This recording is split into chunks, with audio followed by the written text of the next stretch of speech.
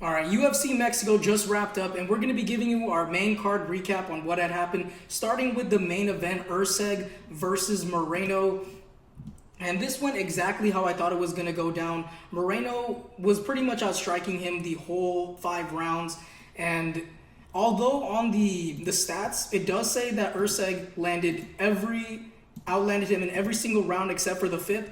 But that doesn't really paint the whole picture. You know, you can't really pay attention to the stats when going on the fights.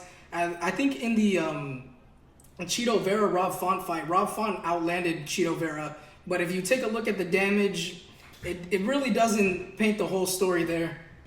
But going back to the main event, Erceg just seemed real gun shy. He looked like Kai France took his confidence. That's honestly what it looked like to me. You know, don't shoot the messenger, but he looked like he didn't want to really exchange with Moreno in the pocket like he was against Pantoja, which is something that really would have helped him out in this fight.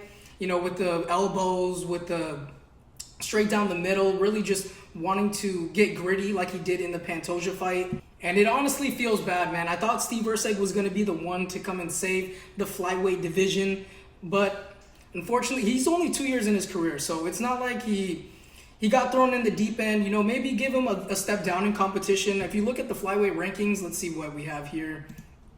You look at the flyweight rankings, I would give him a step down in competition, maybe Asu Alimbekov or maybe even an Alex Perez, somewhere around his rankings, just to really build his confidence back up. Looking back at it, giving Steve Erceg a title shot off of the match no KO probably wasn't the best idea, but this definitely gave him the experience to be able to just have longevity. And I saw a couple of people kind of coping with the fact that Steve Erceg lost. They were like, oh no, I could have definitely seen it. Could have went Steve Erceg's way, you know, bedtime MMA. No, in no way. I will not let you guys gaslight me into thinking that Steve Erceg had any type of... There's no reasoning that Steve Erceg won that fight. He was completely shut down by Moreno. I would give Erceg the second round because he was popping his jab. He was actually exchanging with him a little bit more in the pocket. When he actually was exchanging in the pocket, he was finding success. But ultimately, Brandon Moreno was just the better fighter that night. And what do we do with Brandon Moreno? Do we give him another title, or do they give him another title shot off of that?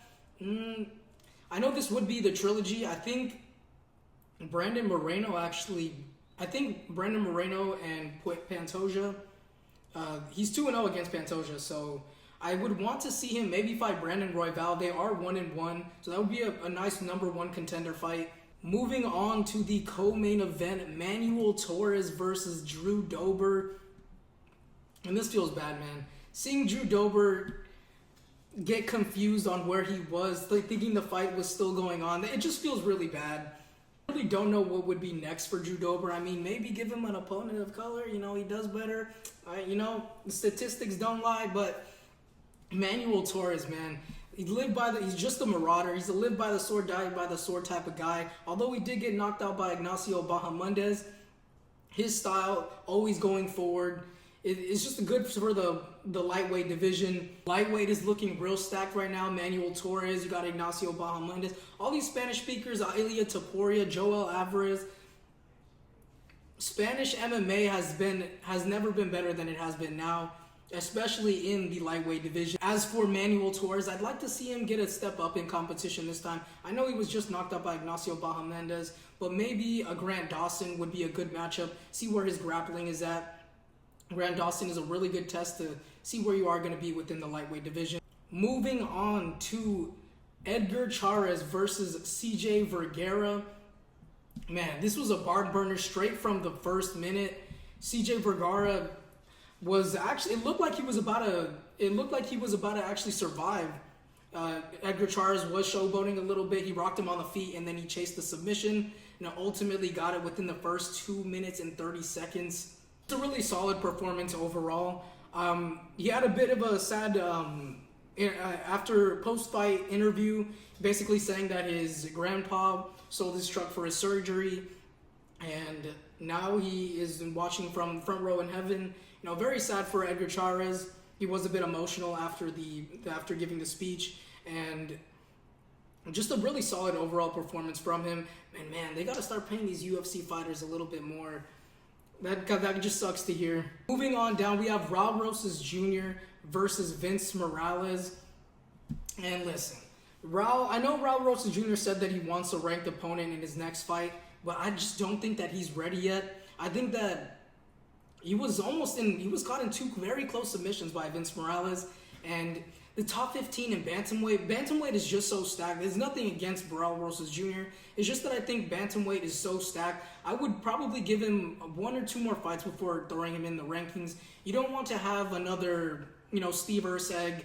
I know they're not throwing him in that fast, but you don't want another Steve Erceg where throwing up against the high-level competition and then he's not able to perform. It was an entertaining first round for sure, but it was just a classic Raul Rosas Jr. fight. He took him down. He entertained the stand-up game for a little bit in that first round, outstriking him. I thought he was going to keep it standing for longer than he actually did, but he ended up taking him down, controlling him for the rest of the round. Really good ground control by Raul Rosas Jr., but he did get those submissions, man. Those submissions were very scary. It looked like he was about to tap to me. His face was getting all red. It looked like he was starting to panic, but he did eventually work his way out of it. Good IQ from Raul Rosas Jr., and a solid performance overall. And next up, we have David Martinez versus Saimon Oliveira. Brazil versus Mexico, same character, different fonts. Man, this was a barn burner. As soon as the bell rung, I knew it was going to be a good fight. David Martinez came out there with chopping down the legs and landing a couple of good combinations, and he ultimately caught Oliveira with the right hand and ultimately stiffened him up on the ground 4 minutes and 38 seconds into the first round. And it was just a really solid performance from David overall. He is actually a doctor, so he's probably just doing this for fun. It's seeing UFC fighters taking this for fun is honestly always interesting to me. Arman Saruki, and seeing the fighters that probably don't need to be doing this and are doing it anyway, seeing where they get their motivation from is really just interesting to me. And a good performance overall for David Martinez, definitely announcing himself at the scene in Mexico. Crowd went wild, and solid performance overall. Finally, we got Ronaldo Rodriguez versus Kevin Borjas. What is Rodriguez's chin made of? This dude was flopping everywhere in the first round, and I have no idea how he didn't get knocked out by Borjas. And Ronaldo Rodriguez is a perfect example of hype does not equal skill. I know Ronaldo Rodriguez, he's only fought in the UFC a couple times, and he really got a big name from the UFC spear card. He has like 2 million followers in the flyweight division, which is crazy. Way more popular than Pantoja.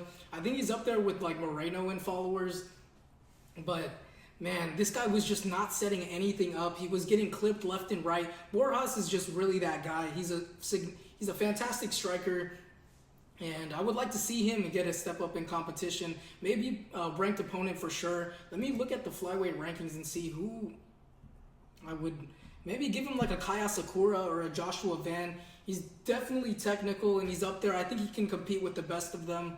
And that's all for the UFC Fight Night Mexico recap. Let me know what you guys think in the comment section below.